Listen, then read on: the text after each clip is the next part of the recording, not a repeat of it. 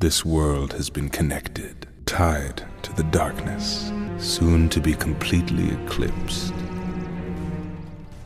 Hello there, Seraphim17 once again. This is my Kingdom Hearts Final Mix, Proud Difficulty video walkthrough. This is the second part to Deep Jungle, the level where you pretty much go to the top to the treehouse, then all the way back to the camp tent, then all the way back, then all the way back, all the time. And if it drains on you like it did on me, and you're not interested in the levels or the experience, feel free to skip a lot of the fights. You really don't need them. And we're heading to the Hippo's Lagoon. And I'm climbing this vine. And I believe this is a slower way to get to the treehouse than the other one is, because if you go on the other one, you don't have to do any of the Liara jumping stuff. And believe it or not, you can fall on this sequence. So when you fall, you go back to the Hippo's Lagoon and you have to climb up again. And it's kind of finicky actually, this sequence that you're seeing, because sometimes Sora doesn't grab the thing. Sometimes if you're not swinging on it at the right angle, he'll not go the direction where the next one is, and thus you'll be there like an idiot thinking, what's the point in this? And it's all because the developers allowed it so that it swung in different directions, which is realistic, but it's kind of counterintuitive to the path that you're trying to go. So just bear that in mind. And also, when you beat this level and you come back, there are some mini-games where you can get items for doing this. There's the vine-swinging mini-games. There's also the sliding down the Phil Collins vines mini-games as well, so that's something to bear in mind. A lot of interesting stuff to do on the game, and one of the strangest parts about Kingdom Hearts 2 is how much they stripped it down and streamlined the experience. Like, don't get me wrong, there are misses in this game. There are certain moments and certain interactions that you just think, it's nice they tried something, but this isn't good. Like this is... It's a distraction, but it's not good. Look, I'm having trouble swinging the right fucking way. Like, it doesn't make any sense. Just strange things. And they got rid of all of them in the second game. There's almost no fat whatsoever in Kingdom Hearts 2. And it got to the point where all it was in Kingdom Hearts 2 was a little bit of platforming and constant action. And you started to miss it. You started to really miss these shitty moments which you didn't really like so much, but you appreciated because they gave you that diversity. They put something in between the constant battles, and the second one didn't have that, so I think the combat did suffer, even though it was a much more refined, you know, much more ambitious system. And I really can't remember Kingdom Hearts 2 so much. And I've been trying to find it over the last few days so I can play it on the PS2 once I've done this walkthrough. But I can't find it at all. And it's really stunning me because I know I have it. I bought it the day it came out. But I just can't find it. And I will. It's just gonna take some time. So instead what I've been doing is I've been playing the 365 over 2 days thing on the DS. Because I have it on this high definition collection, but there's none of the gameplay. If I've got those really nice cutscenes, I want to play the gameplay, so what I'm going to do is I'm going to watch the cutscenes on the high-def version, and I'm going to play the Game Boy version. So, you know, I get my mix of Kingdom Hearts, for lack of a better word. But back up to the treehouse, you'll notice it's triggered another fight with the Power Wilds. And if the Power Wilds start slapping their ass and taunting you, that is the best case scenario, because it leaves them open and it means they're going to sit there and you can beat them up. What I really grew to appreciate on this playthrough was the stop ability, a move I very rarely ever used, but on this it was invaluable, because every single enemy that you think is too mobile and is a pain in the ass to catch, and all you do is spend time chasing it, and when you finally catch it, it hits you. Those kind of enemies, stop them. It takes off 2 MP boxes, which is quite steep for the spell, considering how little time it stops them for, but still, you can catch them. It's like a fishing net, and it's so useful. And I kind of wish it was more useful, you know. I wish it was longer. And it does get upgraded to be longer, but still, like, there's a boss later on called Maleficent. The second form of her is a dragon, and it's easily one of the hardest bosses from this generation because she never stops attacking. Like, just barely moving direction causes an AoE effect, which is massively damaging. And she constantly kills your team in like the first few seconds. It's so insanely difficult for no other reason than it's really spammy and damagey, and it's difficult to get an opening to do an attack without being hit. then it can be a nightmare. But at the same time, you can be a super coward and let your team fight if you've got the patience to do it. So it's one of those super weird fights. But I saw a video on YouTube of somebody doing it without being hit, and the masterful performance that they had during that fight was so good to see. But at the same time, I know I would have to put so much effort in and have so much patience to do it myself that I just know I couldn't. And it was one of those moments where I was watching this thing in utter awe of this person's abilities for the full reason that I know I couldn't do it. Like, the controls on this game, in that fight, everything combined together with the patience needed to have that much mastery, never gonna happen. And I'm absolutely fine with that. But it was nice to see somebody else, you know, just show that kind of just impressive skill on a game. And it's true what they say, guys, there's always somebody better than yourself, which is why you should never really get too up yourself. Like, I get called arrogant and pretentious and think I'm amazing and all these other silly accusations. Like, I just play games. I'm confident in my abilities, that's it. Anybody can do what I can do. You know, if you put in enough time and effort, you can do the exact same as me. That's what these things are. I've never ever claimed to be this super player, but every so often I'll watch something of somebody who I would consider a super player, and I like it a lot. I mean, I can't do it all the time, because I think sometimes it's not what you're in the mind to see, but every so often it's really refreshing to see somebody just be that good. I like that. But Kill Some Power Wilds just got a nice level up and a tech boost ability, which increases the experience you get off the tech boosts. Like, this level it's pretty brutal, guys, because it's just the same over and over and over again, and it's really obvious that it's the same. And I'm stunned that the level design was this way. And the cool thing is, if you're watching the cutscenes, which I'm taking out, they do give you, you know, some release from this constant this.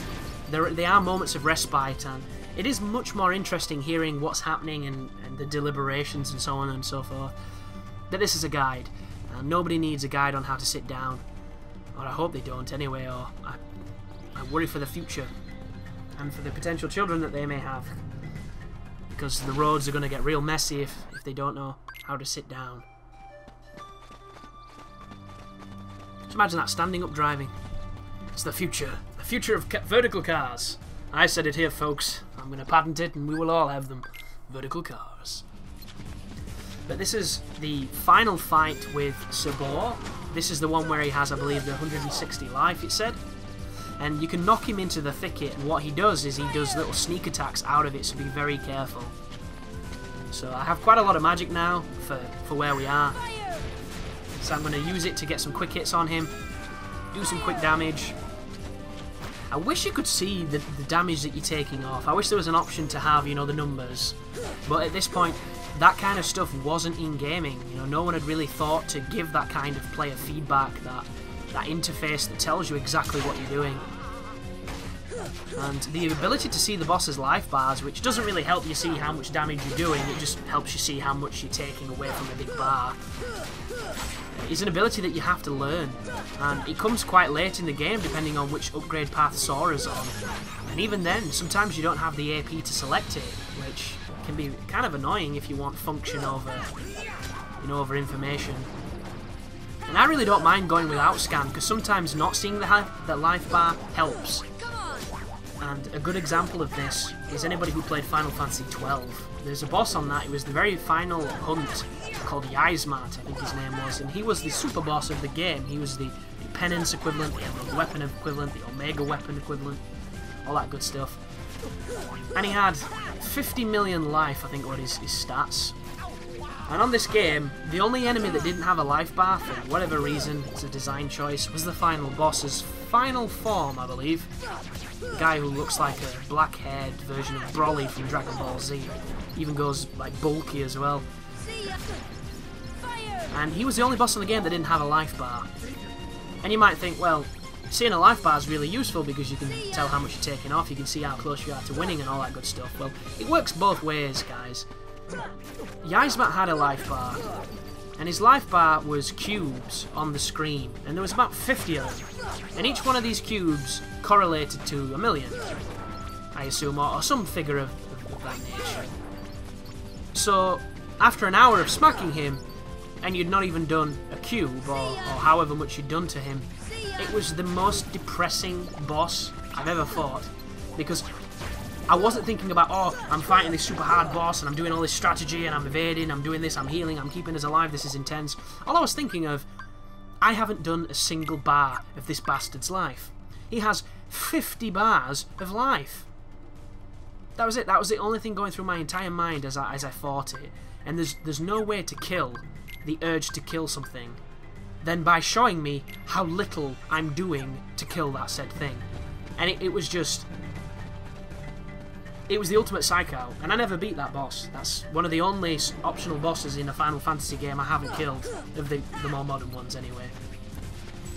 And it wasn't because I wasn't capable of doing it, it was because I was watching this life bar that wasn't going down, and I kind of thought, nah, see you later. And that is a good example of when a life bar isn't needed, and when it in fact is adverse to the experience, I think. But you don't get scanned till quite late, and you don't really need it, I don't think personally. And I was on a video of another YouTuber playing the game, and somebody left a really snarky comment saying, oh, he doesn't even have scan yet. Like, it's something that you can earn, and then use skill to equip. It's like, dude, you get scanned by leveling up. Anybody with a fucking finger can level up. It's not this big, skillful, knowledgeable display of prowess on Kingdom Hearts. You're just being a cunt in this comment section to somebody who's making a playthrough for your entertainment, who's never played the game. And I really dislike people that do stuff like that. It's just unnecessary. And it's rude. And YouTube, unfortunately, is 90% rude and 10% nice people. Well, that's what it seems like a lot of the times. Especially when you're on, you know, other people's pages, like big YouTubers. They get so many comments, and so many of them are negative for no other reason than that person is jealous that they're successful, and it just seems like such a waste of energy. But I'm trimming the save points out of this game, and it might actually be to my detriment.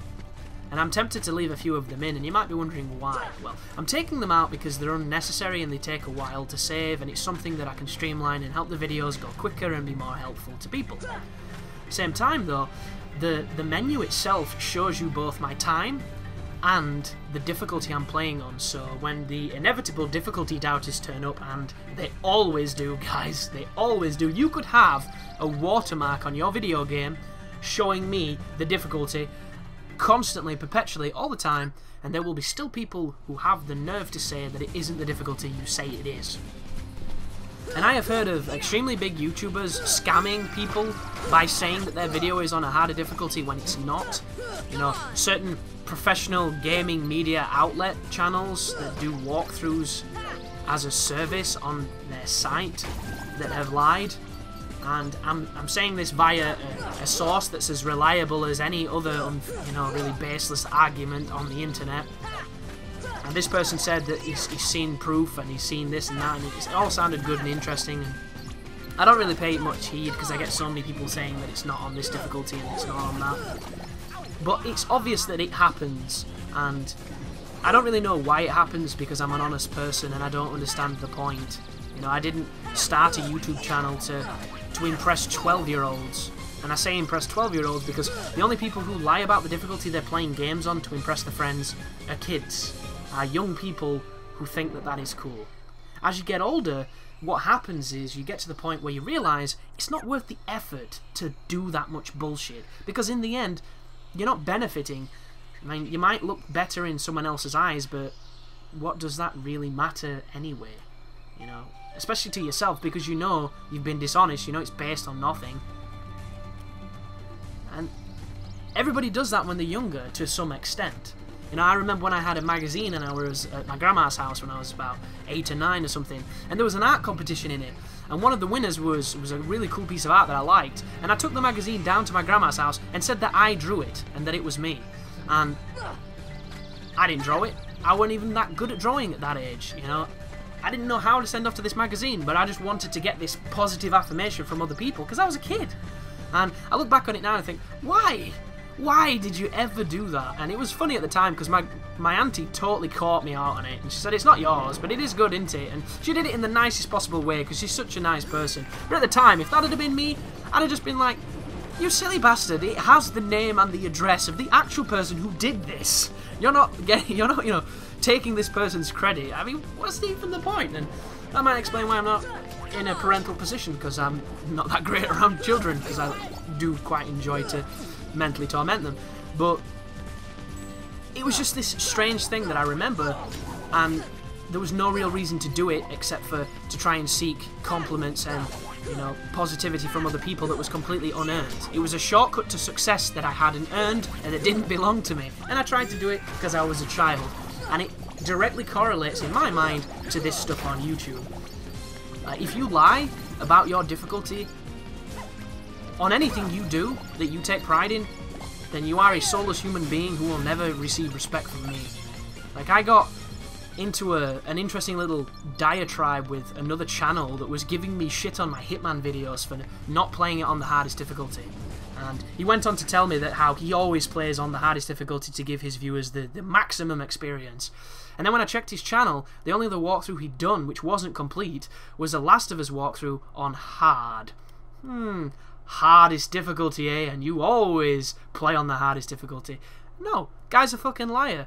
You know, I've never lied about my difficulties. I've always said Hitman was on hard, Castlevania was on Night, which is not the hardest, Bayonetta was on hard, and not Infinite Climax. And every one of those guides had a very good reason for doing it.